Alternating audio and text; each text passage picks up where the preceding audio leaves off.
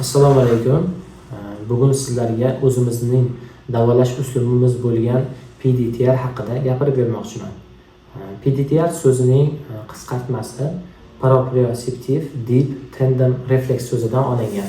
Ya'ni o'zbekchaga tarjima qilsak, chuqur pay reflekslari orqali davolash usuli. PDTR usuli bu zamonaviy davolash uslubi hisoblanadi.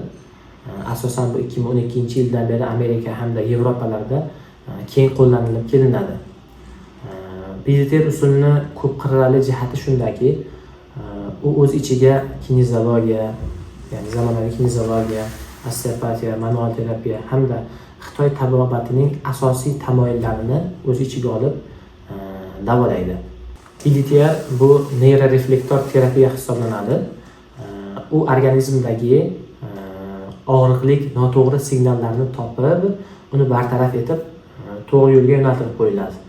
Ya'ni og'riqni asl sababini topib, bartaraf etishda yordam beradi.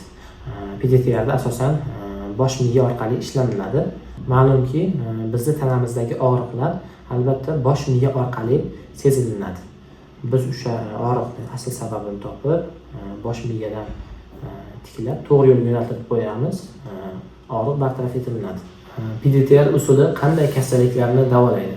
Asosan ruhiyatga bog'liq kasalliklar, asab tizimidagi kasalliklar, masalan, vahima, qo'rquv, nevrozlar, stressdan keyingi holatlar, turli xil og'riqlar, masalan, bosh og'riqlari, bo'yin og'riqlari, beldagi og'riqlar, xususan mana hozirgi paytda grijalar yoki artrozlar, tizzadagi, oyoq, qo'ldagi og'riqlar, sportdagi jarohatlar hamda ichki a'zolardagi muammolarda ham samarali yechim bo'ladi.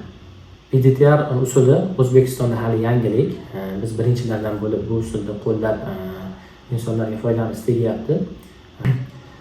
Agar sizda uzoq yillik og'riqlar, samara bermagan muolajalar bo'lsa, ushbu usulimiz sizga yechim bo'la olishi mumkin.